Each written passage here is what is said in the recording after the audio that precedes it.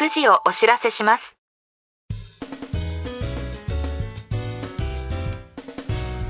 This program is Whiskey Radio, Drama FM. 時刻は午後9時を回りました。金曜日の夜のウイスキーラジオドラマ FM の時間です。お相手はナビゲーターのシーカーでお送りします。この番組ではウイスキーニュースをはじめ、バーで見かけたら一度召し上がっていただきたいウイスキーをご紹介していきます。ぜひお酒を飲みながらどうぞ最後までお付き合いください。コメントをいただきました。ありがとうございます。先週の神道の回ですね。さすがに淘汰の時代に入ったっぽいジャパニーズウイスキー界隈ですが、その中でも神道は抜け出てきた感すごいですね。クリダルのやつうまかったもんな。クリダルはコアーズ01ですね。おっしゃる通り非常に美味しいウイスキーでした。神道をはじめ日本のウイスキー蒸留所は今なお増えていますが、味わいの特徴を明確にしている蒸留所は限られています。神道はクリーミーで桃を感じさせる味わいですが、他の蒸留所ではスタイルを模索している段階のところもあり、そういった意味では抜きん出ていると言えるかもしれません。2021年の創業からブレンデッドの展開も早く、日常の一部になることを目指した戦略性を感じます。生産量が限られる蒸留所は限定ボトルやそれらで構成された限定シリーズを展開し、話題や注目を集めるところもありますが、イチローズモルトのホワイトラベルのような普段で選ばれるウイスキーのポジションを取りに行ける蒸留所は今後も長く愛されていくんじゃないでしょうか。今、ジャパニーズウイスキーは群雄割拠の時代になっています。これからが非常に楽しみですね。それでは海外ニュースをお届けしたいと思います。スコットランドファイフ地方のリンドズアビー蒸留所が新たな定番商品ネクテアを発表しました。情報は6月23日に解禁され、6月25日から蒸留所で正式販売が開始されています。リンドズアビーは1494年に記録されたスコッチウイスキー最古の蒸留記録で知られる歴史ある土地です。当時、修道士ジョン・コーが国王の命を受け、アクアビテを作ったことがスコッチ最古の公式記録として現在まで残っています。現在の蒸留所はその歴史を受け継ぐ形で2017年に操業を開始し、過去と未来を結ぶ蒸留所として世界中から注目を集めています。そして今回登場したネクテアという名前もその歴史に由来します。ネクテアとはラテン語で結びつける、つなぐという意味で、1494年に蒸留を行った修道士たちの精神と現代のウイスキー作りを結ぶ、そんな思いが込められています。今回最大の特徴は熟成方法です。使用される樽はすべてスペイン産のシェリー樽、しかもオロロソ、ペドロ・ヒメネス、アモンティリアード、パロコルタドという4種類のシェリー樽だけで熟成されています。いわゆるクワドラプルマチュレーションという贅沢な構成です。それぞれ異なる個性を持つシェリー樽を組み合わせることで、重厚でありながら幾重にも味わいが重なる複雑な酒質を目指しています。アルコール度数は 47.2%、ノンチルフィルター、ナチュラルカラー仕様で、蒸留所本来の個性をそのまま味わえる一本となっています。公式テイスティングでは、深いマホガニ色、糖蜜を思わせる甘さに赤リンゴ、バニラカスタード、そしてシナモンが印象的だとされています。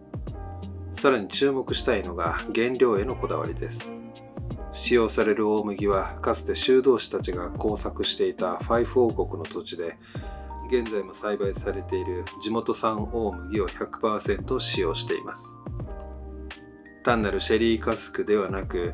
1494年から続く歴史と現代の技術、そして土地の恵みとの結びつきを一本のボトルで表現しようという蒸留所の哲学が感じられるリリースです。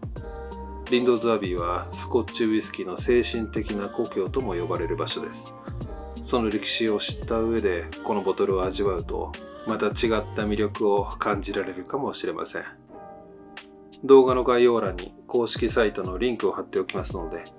気になる方はぜひチェックしてみてください。ドラム FM では皆さんからのお便りを募集しています。いただいた内容は番組内でご紹介させていただきますので、おすすめのウイスキーや素敵なバーのご紹介などをコメント欄にお寄せください。感想や質問も大丈夫です。たくさんのお便りをお待ちしています。それでは今日のゲストなんですけども、この番組ではゲストと称しまして、私が購入したウイスキーを皆さんにご紹介したいと思います。本日はアバラーギー蒸留所からイノーギュラルリリースです。スコットランド・パースシャーに位置するアバラーギー蒸留所は5世代にわたってスコッチウイスキー作りに携わってきたモリソン家が手掛ける家族経営のシングルモルト蒸留所です。蒸留所は約300エーカーの自社農場内に建設され、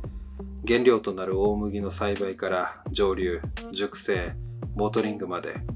全ての工程を一貫して自社で管理するバレートゥボトルという哲学を実践。自社栽培のゴールデンプロミス種やローレイト種の大麦を使用し、原料の品質と個性を最大限に引き出しています。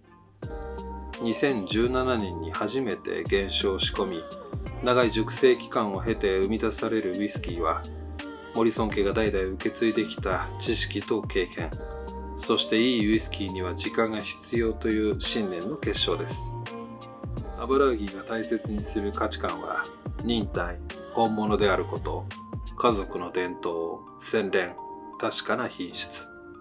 そのすべてが一本一本のウイスキーに息づき、土地の個性と職人の情熱を映し出すエレガントで奥深い味わいを生み出しています。伝統への敬意と革新への挑戦を融合させたアバラーギー蒸留所は、スコッチウイスキーの新たな歴史を紡ぐ存在として世界中のウイスキーファンから注目を集めています。イノーギュラルリリースは2017年の創業から約8年の時を経て、満を持して限定リリースされるシングルモルトです。自社農場で栽培された大麦のみを使用しており、ゴールデンプロミス種のモルトから作られた原酒を 52%、ローレイト種のモルトから作られた原酒を 48% 使用。バーボンダル原酒 50%、シェリーダル原酒 50% の割合でバッティング。冷却ろ過や着色は行わず、ウイスキー本来の味わいをそのままボトリングしています。どんな味がするんでしょうか。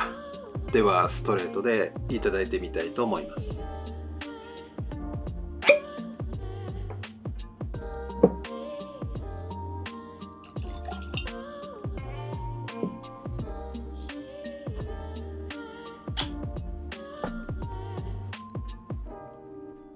はい、注ぎ終わりました。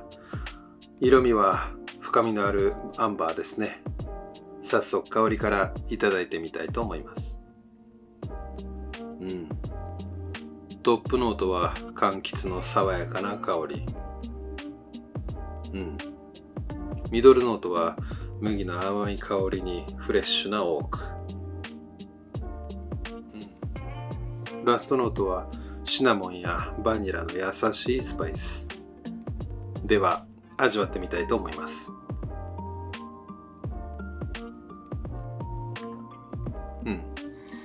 口当たりはクリーミーで、ボディはフルボディ。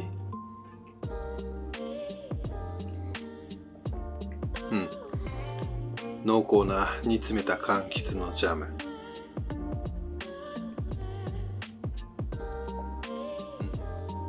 モルトにキャラメルや蜂蜜の甘み。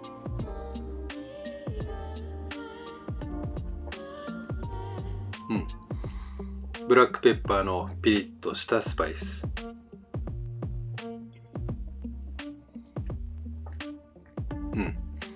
フィニッシュはリンゴの皮にジンジャー。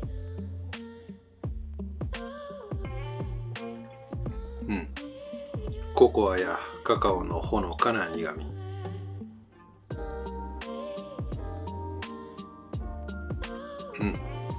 まろやかなベリーのヒントが余韻に程よく続きます。これはいいですね。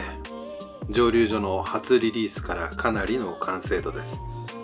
とにかく濃厚で飲み応えがあり、甘みから上質なダークチョコレートへの変化の中でスパイスの刺激味が心地よく、ゴールデンプロミスの濃厚な風味を楽しむことができます。シェリーの影響は控えめで絶妙な味のバランスでした。液だれ防止のために瓶口に巻かれたドリップキャッチャーもおしゃれです。できればストレートでおすすめしたいですね。もしバーで見かけることがありましたら、ぜひ召し上がってみてはいかがでしょうか。そろそろお時間となりました。次回のゲストは新潟亀田蒸留所からゾディアックサインシリーズジェミニをご紹介したいと思います。このラジオが気に入っていただけましたらコメント、高評価、チャンネル登録をよろしくお願いします。それでは良い週末を。お相手はシーカーでした。